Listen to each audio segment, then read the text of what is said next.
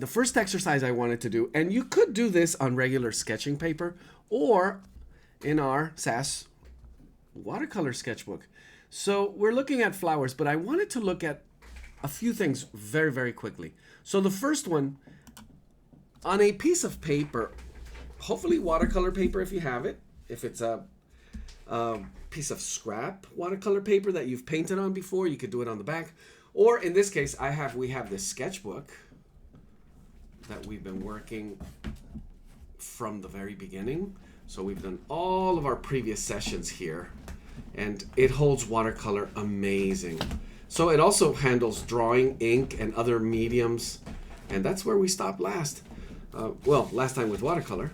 So I'm going to use the back side of it. And what you have on screen is Ellsworth Kelly, amazing painter, and his drawings are incredible. What I want you to do is just do a quick drawing exercise. This will come in handy in just a little bit, because we are going to look at what makes a great watercolor. Is it just the water and the color, or can I have a really nice drawing that is going to make my watercolor even better? Some people say if you have a great drawing, you almost guarantee to have a good watercolor. And that is generally the truth. So let's look at this one very quickly. And one thing I recommend is your grip. For your drawing grip, I would suggest the under or overhand grip, which is you put your pencil, and by the way, I'm using mechanical pencil. It has HB lead, so it's like a number 2 pencil basically.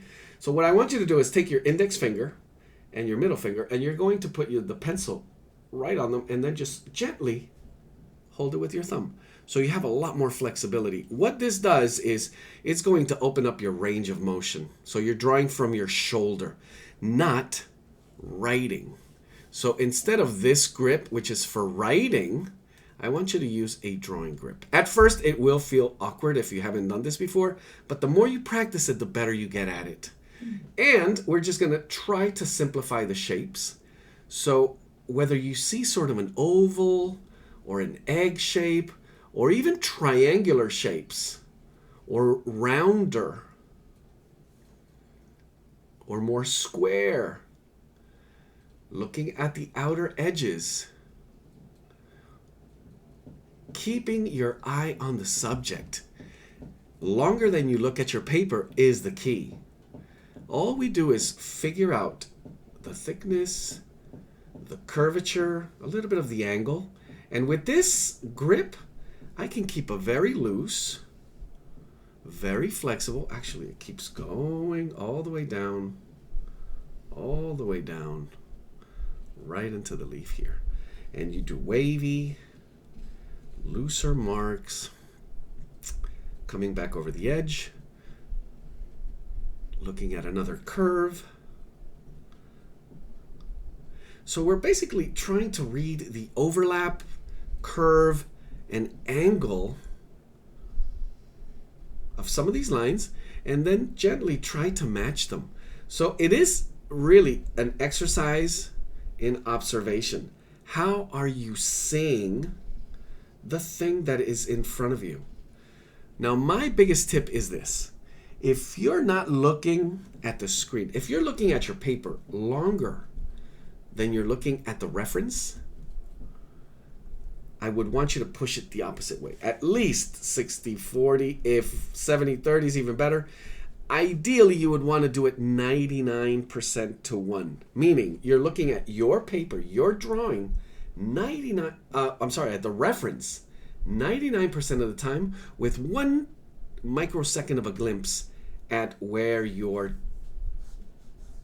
placing your lines. Okay, so there we have a quick drawing. And then I'm just going to touch on watercolor. So I'm going to do it over here on the side. And I want to show you just a couple of tips for watercolor. Now, some of you may be familiar or very familiar with this. What I want you to do is just grab a brush. This is a synthetic round brush. I also use a flat brush, also synthetic.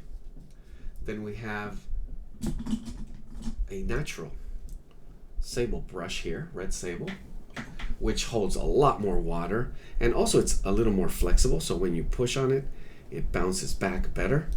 This one's a little bit stiffer, and it also holds less water. So the reasons to get familiar with your brushes, that's a whole different episode.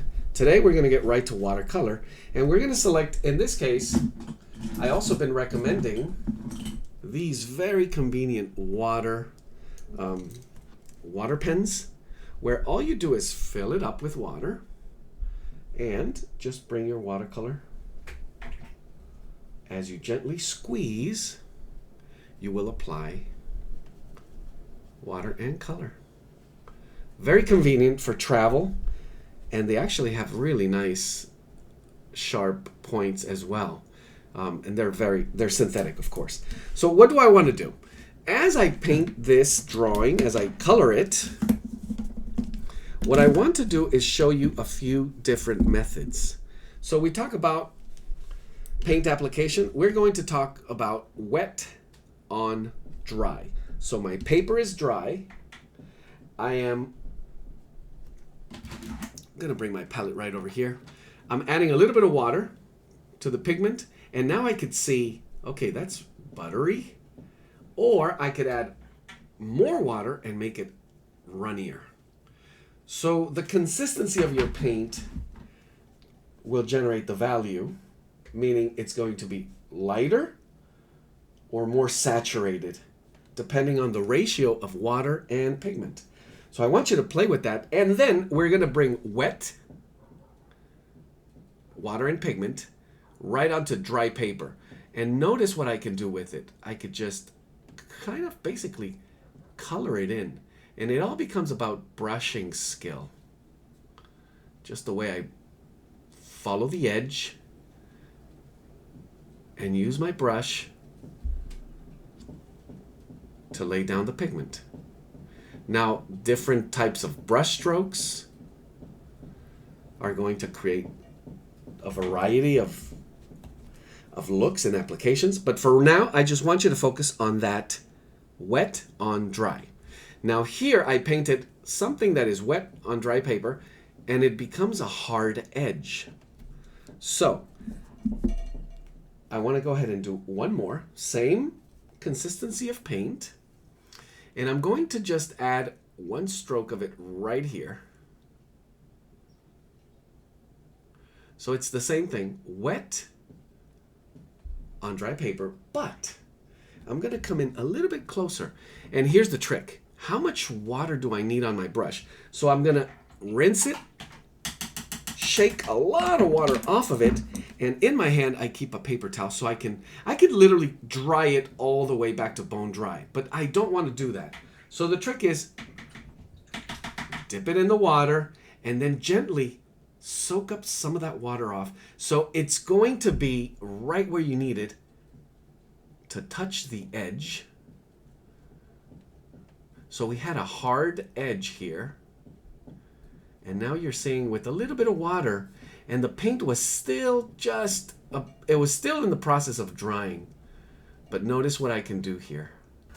So wet on dry. There it is. That's a hard edge. I'm going to do one right next to it. So you see the hard edges on both of them, wet on dry, but as I tap my brush and bring it just to the edge, what I'm trying to do is rub a little bit of water and let that pigment soften up and then kind of create a gradation. You could see where you could begin to use this as shifting light. When this dries, you could then layer it on top. And we call this either layering or glazing it. But before we move ahead too much, I want to show you the other option. And I'm going to do it, I was going to do it here on the leaves, but I'm going to do it also here on this side. So it's the wet on wet. So what you're seeing here is me laying down some water. And that water is going to also have a hard edge. Wherever the water reaches dry paper, that's going to be the edge. And I'm going to pick up some pigment. Same thing. I'm going to look at how wet my brush is and how much pigment is on it. And I'm just going to, I could literally touch it on, as you can see here. And this is our wet on wet technique. Adding water. Hopefully you can see it there. And I'm making this very basic, but everything starts from the wet on dry or wet on wet. And you've probably done this before, and you just tap it on. And you see the pigment run all the way to the edges. So the way you apply the pigment here, you can brush it on, or you could pour it, or kind of dab it on, which is what I like. And you begin to see what happens to the edges. So we could create very soft edges more automatically with the wet on wet. And notice the comparison to hard edges that were wet on dry. So here's wet on wet, wet on dry. And obviously we could soften this as I showed you here. So can we do it on these wet on wet applications? Absolutely. We could bring in a little bit of extra water and soften that edge. Now you want to do this with timing.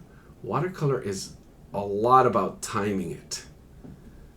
Having just the precise amount of patience and quickness to time water, pigment, the moisture on the paper, and all these variables that are going to make your, in this case, flowers come alive.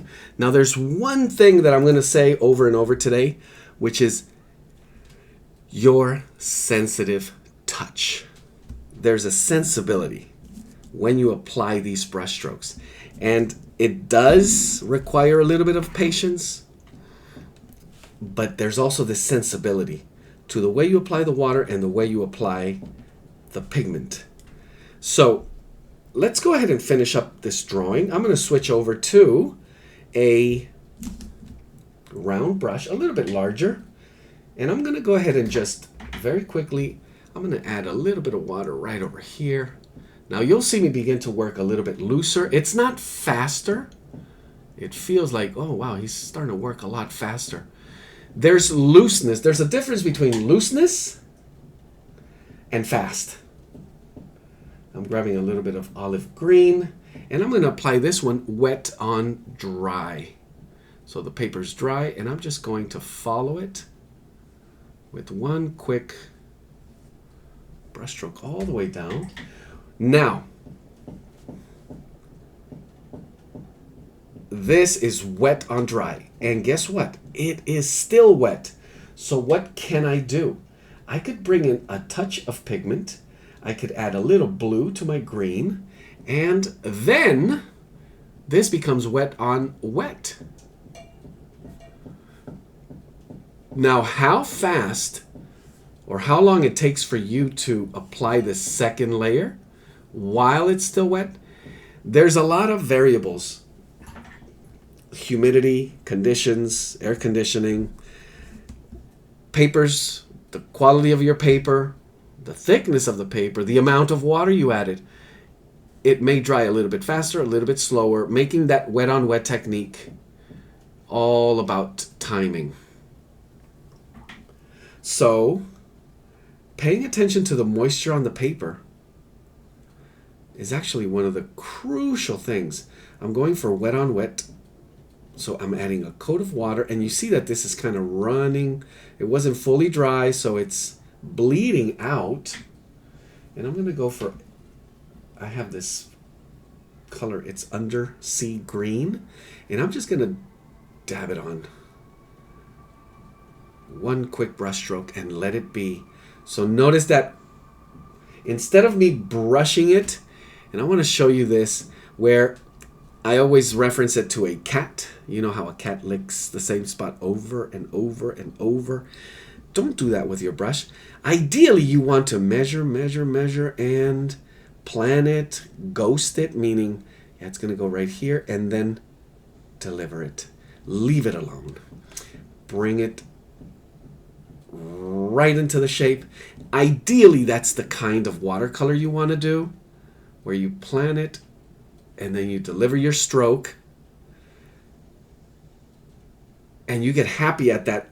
Ooh, I love how that happened. Did I really try to do that? It just came out with that quality of brushstroke, and I love it. Now, I got a little extra water there, so I'm going to touch it here and pick it up. And am I considering hard or soft edges? Yeah, I'm going to bring a little bit of soft edge here and just pull it over to the side, creating a little more light and a little more edge. Now this should feel like a sketching session. One thing, the mindset that you approach this with. If you're wanting to have a finished frame painting in the end, it makes everything a little bit tighter, a little more nervous. But also, if you're too casual, too loose, there's a little too much chaos. So a nice balance between looseness, logic, like intellect, like planning it, strategizing it. So I'm layering a second coat of this nice turquoise color up here. And it does take really a little bit of stopping, looking at it, seeing how everything is working. And I'm going to go ahead and soften this edge as well. Because from here on out, it's going to get really fun. Now, just to finish this, because it's a nice image. It has a nice, I'm going to deal with a little bit of background. So background, usually I would go with the bigger brush, but this has coverage, enough coverage. I'm going to go right to the edge of my drawing here, and I'm going to spread a little bit of water. Now the brush seems to be a little bit dirty, so you see a little tint to it. And as I add water to it, I'm going to add a little bit to both sides. Very, very gestural, very loose, creating a little bit of moisture for a background. And because I'm working with green and turquoise, I'm going to go to this very cool red, and I'm just going to dab it on very loosely right towards the edges and soften it up. Bring a little more water and maybe dim down the color without overbrushing it. One of my biggest tips when teaching watercolor is let water and color do the thing they do best, which is splash. Think of all the verbs you can. Splash, spatter, drip, swirl, wave, you name it. And let you be the conductor that lets that symphony come alive. So there's a nice simple sketch, and we're going to get right to our projects for today. So thinking about the drawing, the next one I want to do is this one. So I'm just going to go ahead and switch the page. And it's not fully dry, but we're moving on. We did a nice drawing. We took our pencil, did some pencil lines. For this one, I want to show you how you could grab some watercolor, mix mix your watercolor on your palette, have it ready, and without a drawing, you could draw your shapes. This is wet on dry. Now that's a little too much watercolor. So I'm trying to draw not just the lines, but the whole shape. And it's pretty close to the color that I'm looking for. So I'm shaping my brush, I'm rotating it, I'm angling it, I'm making it pointier or flatter. I pause and get a good sense of, can I get this one here? Now, the keys to brush strokes, it's direction, it's pressure, how hard you're pushing the brush. Notice that when you squeeze it down, water comes rushing. Pressure, direction, pace. And the combination of all of those, the variation of all of them, where you squeeze a little harder, you go a little faster, or you slow it down. Look at what happens. Now you have some of these beads here. That's a little too much water. So I just, look how I vacuum it up. Just mop it up by gently touching it with a little bit of a lighter, or drier, I'm sorry, brush. And that's called lifting. But do you think you can make that shape with a round or flat brush? Now, the versatility of every single brush and the ranges of the things it can do. Do you think I could use this brush to draw my next shape? Or should I use one that's a bit smaller? Should I use a flat? Which one of these would you use for that one? Guess what? I'm going to show you how to do it with the flat. Yes, a smaller, pointier synthetic brush would probably make it easy, but I want to show you how to do it with the flat. How is he going to do that thin, round shape with the thick, flat brush? How is it possible? Well, I just used the thin edge, and I'm going to start right here.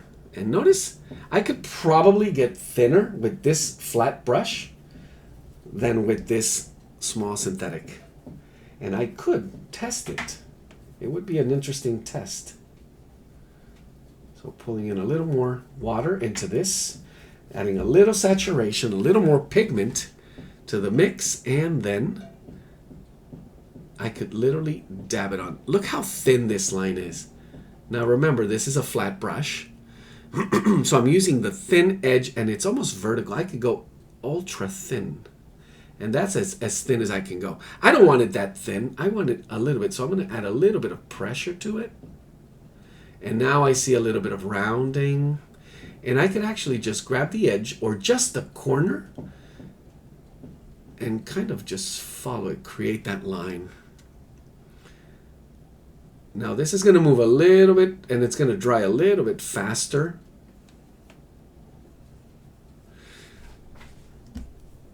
Than I would want it to, because what I want to do is add also, I'm going to bring it just a touch, as it's still wet on wet, just a secondary, a little bit of burnt umber to add a little bit of shade and a little bit of volume as wet on wet. While we're at it, and this is dry, you want to make sure that this is dry before you attempt this, which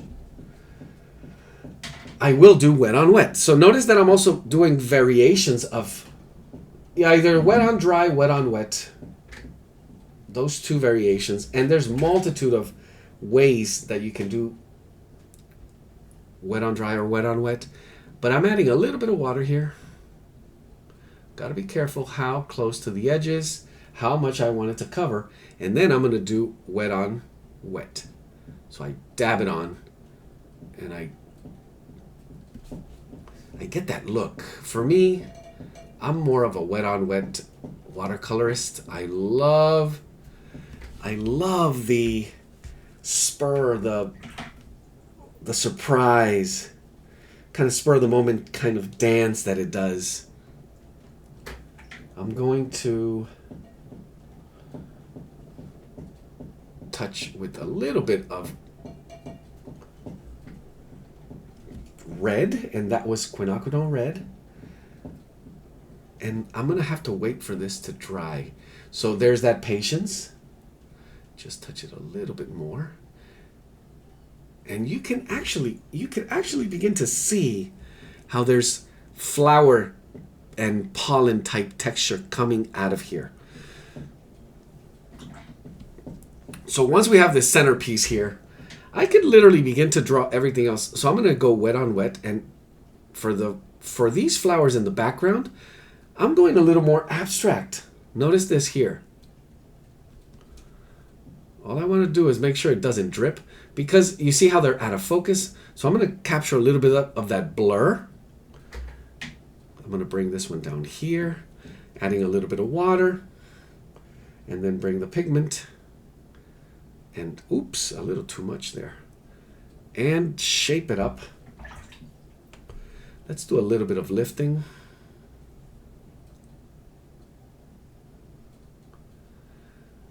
And once again, direction, pressure. I guess you could see that I'm going a little too pigmented there, so lifting it up a little bit. And what you don't see is I'm actually controlling most of the moisture that's happening here. I'm controlling it here. As I bring my brush, loaded with water, loaded with pigment, I'm dabbing it, making sure I'm going to get the right amount. And let's go with one more here. This one's wet on dry. I'm going to control that edge just a little bit more.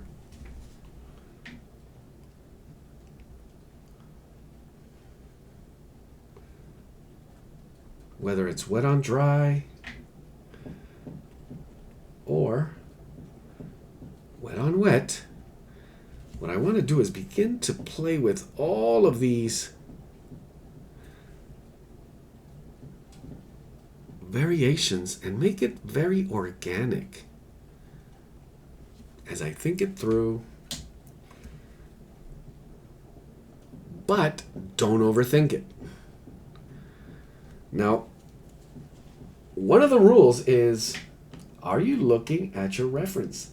How close are you looking at your reference? Okay, that's a lot.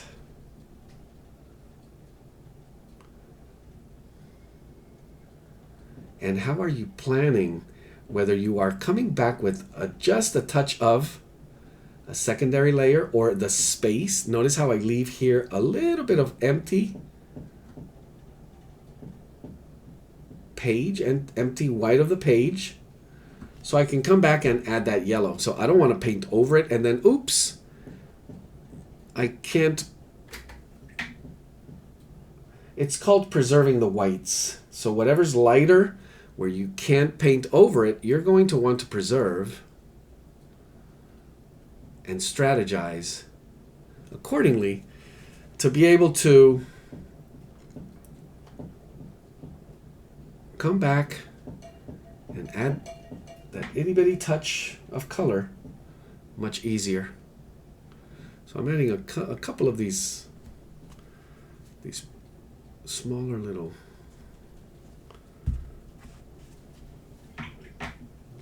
bulbs of flowers. And one thing I should have done, and I could do it now, would be to add water. This is going to be a little, it feels like it's going to be a little more abstract.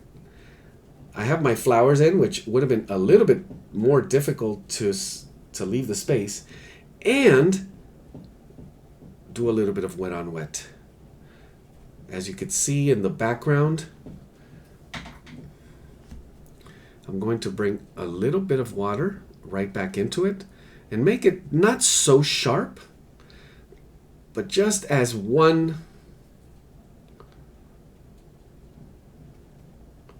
generic blurred base green that I could come over with touches of a little bit of contrast, as you can see there. And maybe a little more yellow ochre is what I'm going to need there.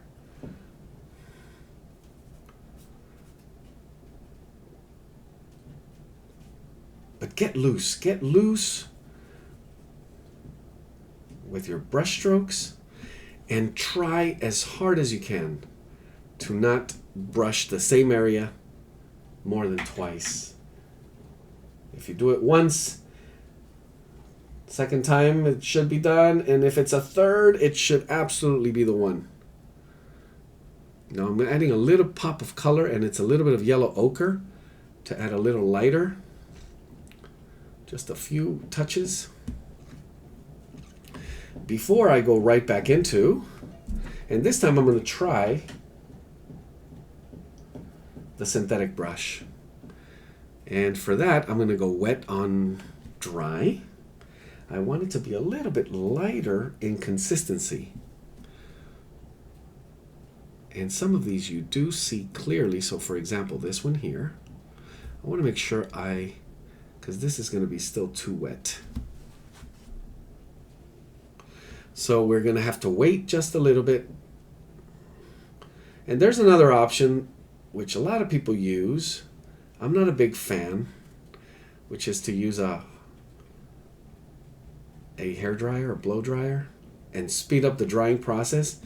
As is, watercolor dries pretty fast unless you're working with really heavy loads of water. Just a few minutes, and I know we're pressed for time, but letting it dry naturally, I believe it does wonders to the way the pigment settles.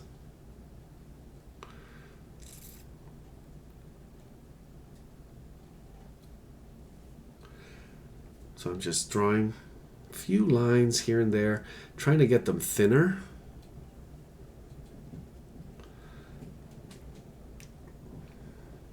Notice how there's some blurred elements back here. I'm going to go ahead and do those. Very loose brush strokes. And in a way, that's what it takes. It takes a little bit of looseness. It takes a tiny bit of playfulness. I'm going to go ahead and touch this just a bit with red. A little bit of a deeper red here. Just a touch in here. A few strokes in here. Just modifying, adding a touch of light and variation. So in this case, it's a little deeper, so it makes it look like shadows. And here right at the edges.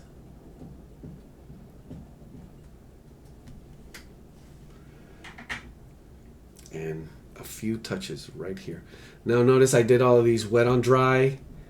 So I am catching myself rushing a little. I usually would do a variation, wet on dry, wet on wet. And one last thing I want to do here is this. I want to add this final little touch, which I'm going to use a very small, tiny brush and just add very small, sharp red lines here. And they're a little more saturated. But that, when you add those tiny little markers that are darker, heavier, more opaque, and because they're sharper and smaller, they really become a focal point. So I'm going to do a little bit of that right in here with some of these lines right at the base of this little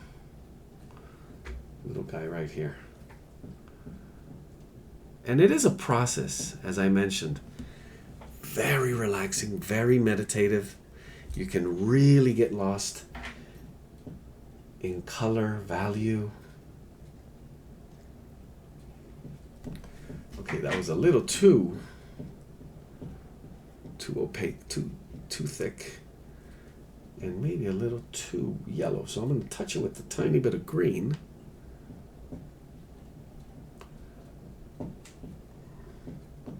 And just adding a few of these final lines here, we can begin to see how, almost thinking a little more in an abstract way, gets you closer to the finish line. Now, I would add one last thing here, and it may be risky, but I have to. I'm going to add just a bit of water up here, random. Now, as you develop your watercolor toolkit and you become more and more regular with watercolors, you're going to want to have one of these as well. It's a spray bottle. This one is you find it at CVS or one of those. It's a fine mist water sprayer. There's all kinds. You don't want the squirty one that gives you big blobs, but nice, very, very fine mist. It's spread out. I could kind of see it. And there's probably going to be a little bit of space between some of those dots, and that's what I want. And I'm going to bring in just a touch of that same turquoise, and I'm going to touch it, and it's going to be ultra, ultra light. And I'm going to touch it right at the top and just let it drip down.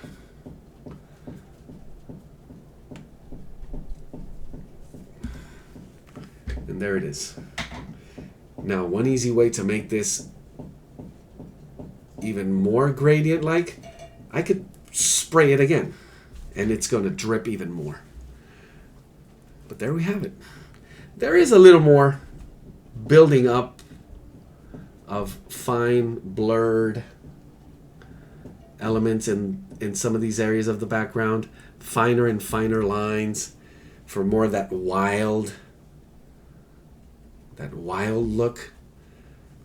So, as I said, patience to build it up obviously equals waiting for things to dry before you move on.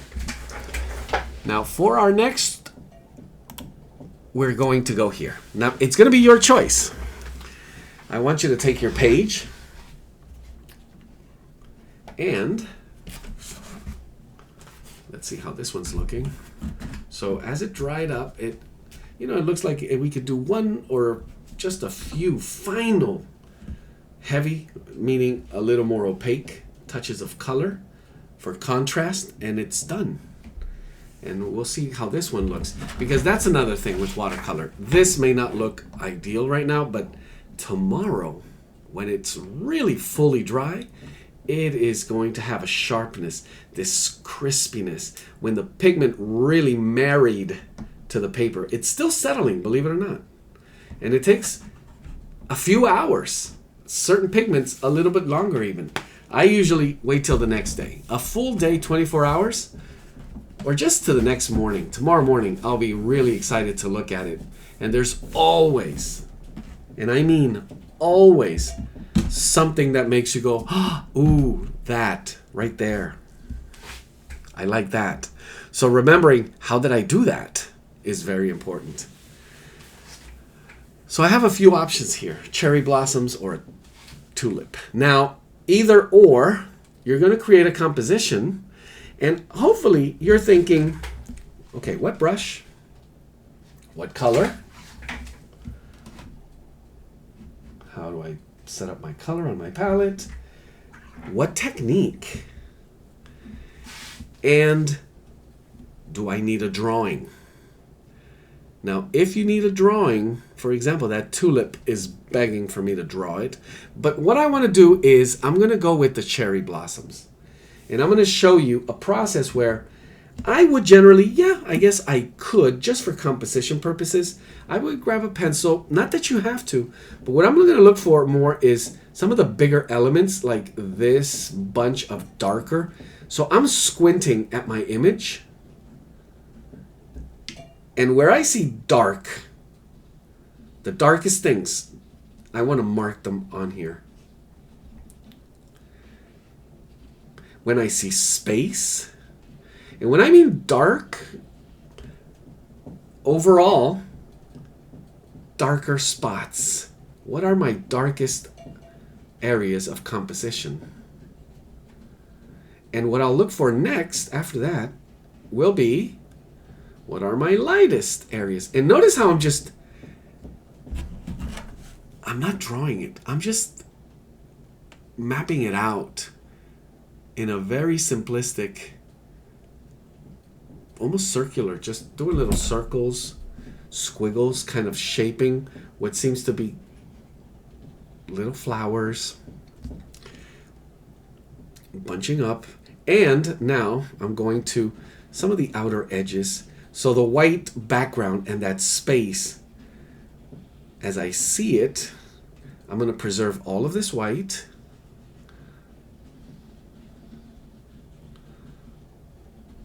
And I'm going to preserve all of this white. So all my color goes in here, and my darkest spots go right there. Now this should make it really, really easy for me. So I might have time to do both. We'll see. Shouldn't have said that. I don't want to rush it again. Now, one thing I could apply spray. Or I could bring my brush, and sometimes even a little bit of a bigger brush. Just a little bit bigger brush for areas of this will make it just a little bit easier for you to bring in that water.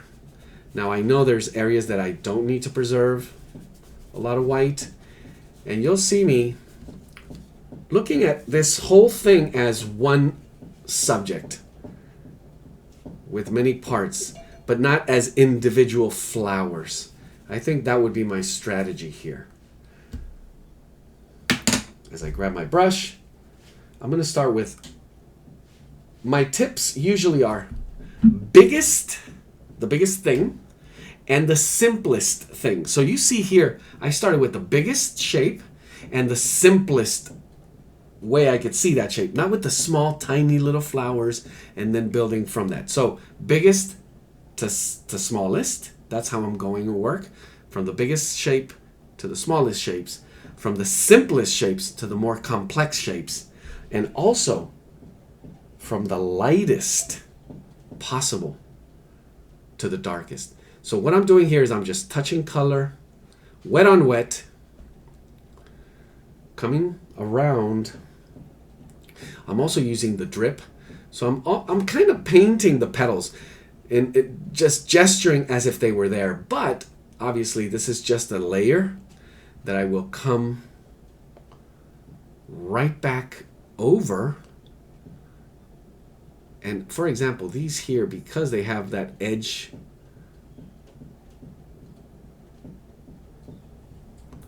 meaning I could read, and they have that connection to my background, I'm going to shape them there. They remain light, but notice that they're also all kind of blurred. Some areas get a little bit lighter, so I will add a little bit of water, not too much, so it's not dripping all over the place. Controlling your edges, crucial part of watercolor. Now, because I am working vertically, you see I'm kind of at a 45 degree here. There's a drip, and I have a bead of water. So I love to use that. And as I drag it, and I try to control it, notice how it got a little darker, but I don't want to do that too fast. I don't want to get ahead of myself. I want patience. I want to enjoy the whole process, think it through. But can you begin to see how, oh, look at that. I could recognize it already. That's the idea. Very slow, very patient. And what I'm going to do now is I am going to time this because I don't want it to dry. I don't want it to be too wet like here, because this is what's going to happen when I touch pigment here. It's going to blow up everywhere. Now, some areas I do want that. But in other areas, what I want is there's levels of moisture on your paper. Wet. And how wet, it's very different to all of us. But wet is wet when you see shiny. From wet, it goes to moist. From moist, it goes to damp. And from damp, it goes to dry. What I want is moist. And what do I want it for? For this. So I can control the edge just a little bit more, because with wet, it's going to spread all over. Or too much. And this is still a little bit wet. It's not ideal moisture where I would want it. And I'm beginning to just put some petals in there. Notice that I'm just dabbing it on. And remember those marks I made? Now this is perfectly moist here. So you see how the edge doesn't spread as much. Now I'm beginning to leave a little bit of space between some of my brush strokes, hinting at a little bit of petal. The roundness of the petal and the overlapping of that same type of formation, the way they're kind of tucked in. and curving into one another. See, this got a little bit out of hand here, too wet. So let me go ahead and manage that edge. So soften it up a little bit. And from here, I'm going to just add a little more water to my pigment. And I want to find that nice range where it could be the same lightness, but as it begins to dry, I could begin to add shape.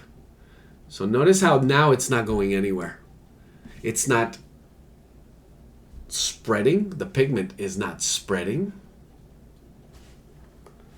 There's no granulation or pigment flow. And I could actually begin to shape a few petals. Now I don't want too much water. And adding a layer, like you're seeing here, on top of that early layer that I did, anything I do on top of this is going to look just as bonus. It's a plus because of the color that is holding that.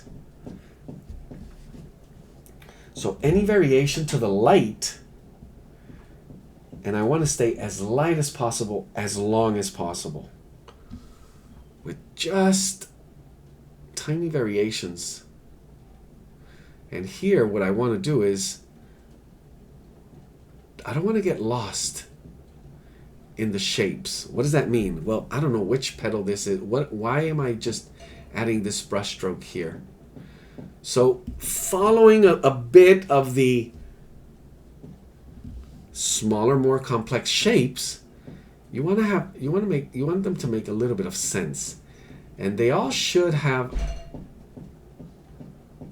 always a bit of the reference back to, not, again, depending on how photorealistic, how identical you want it to be to your reference, then you should have a strategy for that. Here, I'm going for more, I am following. You could probably tell which flower this is from the reference. Oh, well, that's the one up there in the corner. And this one is the one that's facing down.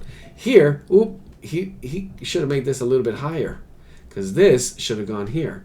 Well, I adjust it. Or I rearrange it. In this case, I'm going to rearrange it. It's going to stay there. Add a couple more petals. Notice how it's getting a little more saturated.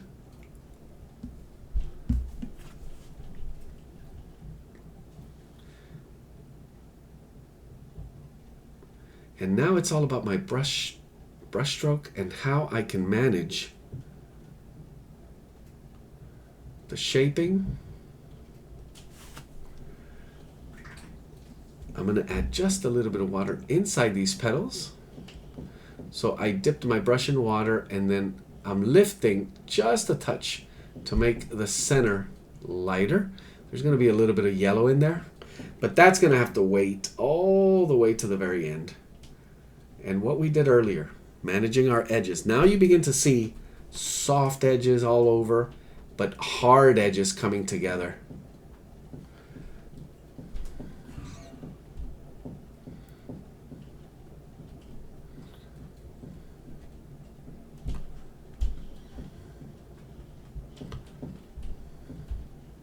Now this one here is probably my one of my stars in the composition. So I want to pay good close attention to the shapes here. Smaller little space in between. Some of the brush strokes overlapping. And obviously that center.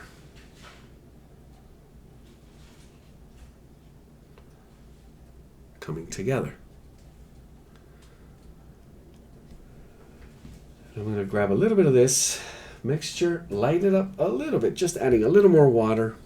And I'm going to just touch, and this I almost feel like it should be a second layer of wet on wet. So you could actually do that. You could grab a little bit of water and without rubbing too hard, just add a little extra moisture to any area, really, or all of it. I'm going to lift just a little bit of that moisture with the dry brush. And then bring that with a little more wet on wet technique. So these petals that I'm going for here look completely blurred, but there's a bit of a shaping to them.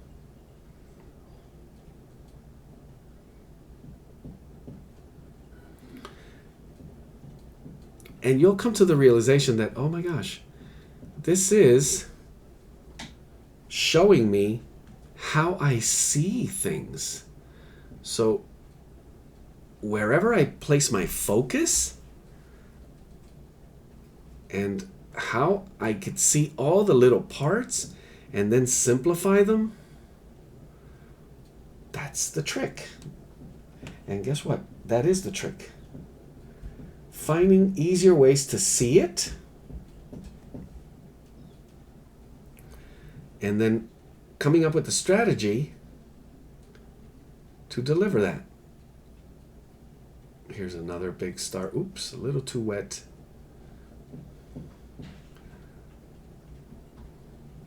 But it'll be another layer coming up. So I've been using just one color all along. I'm going to introduce a tiny touch of a little bit of a cooler red, quinacridone rose. And I'm going to begin to touch that one. So let's see if this should be a wet on dry or wet on wet. So here we make a big call. Should I take the time? Yep, I should. Because this is going to be too hard for this layer of an edge. And because it's also darker and deeper, it's going to read just a little too harsh. So I want to soften that edge. And I'm going to begin to bring a little bit of the inside just as well. Now this color is definitely the one I was looking for, that is going to pop up here.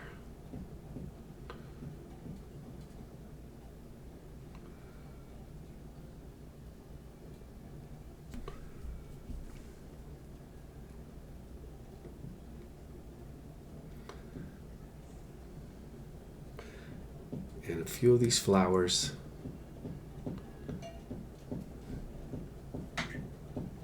All of a sudden, you begin to get really, really close to the toughest call of all.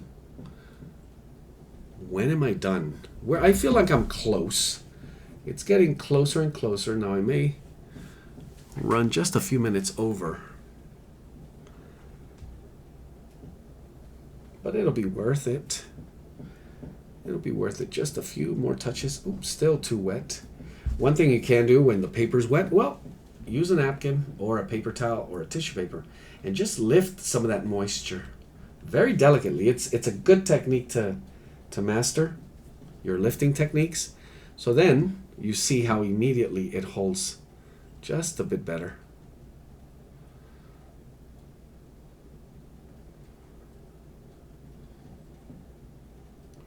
So I'm looking for those dabs of color, and I'm going to come right back in and soften them almost right into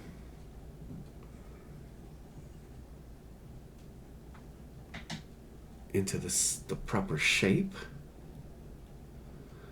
while also lifting and controlling that edge.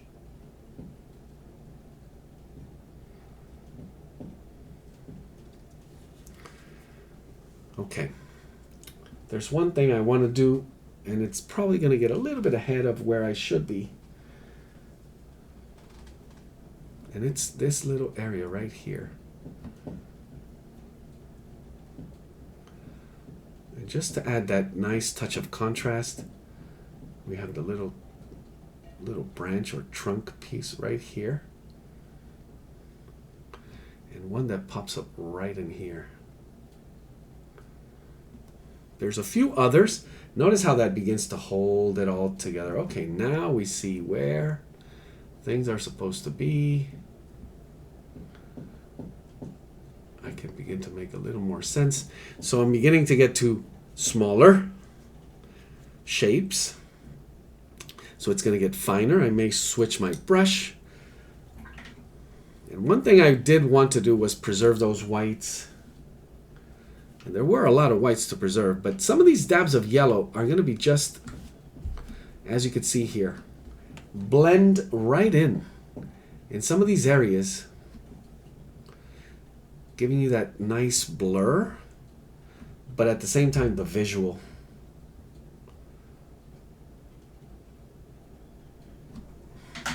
Completely different feel with this brush. So let me go ahead and adjust. Notice I'm using the same grip for drawing, and I use it for painting as well, because it is the same. It almost is drawing with a brush. You should feel like that's what you're doing.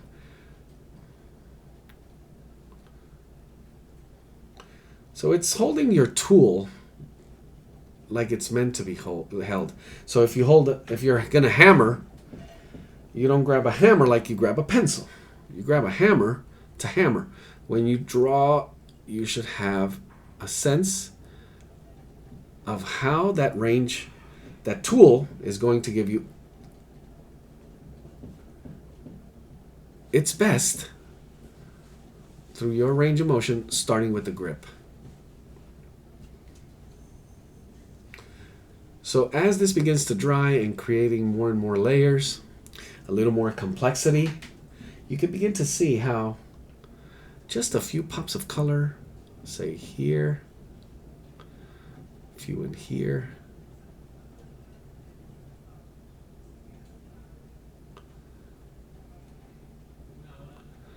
and one thing I don't want to do is rush, but immediately you see, oh, okay, there should be a little bit of green. Is he not going to put that green bit that I see in there? Yes, I am. I'm waiting for just a little bit of soft edge here. And as this begins to dry, and it's going to dry fast, then I bring that little bit of green and I let it bleed in wet on wet. Some areas feel like you need a tiny bit more, tiny bit sharper.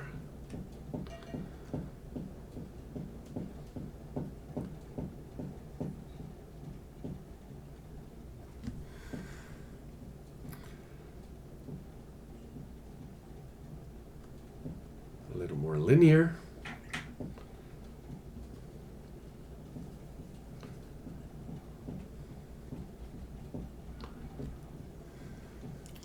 And what if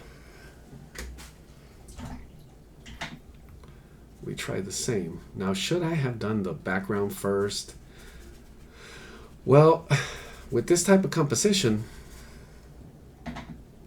I knew I could wait till the end.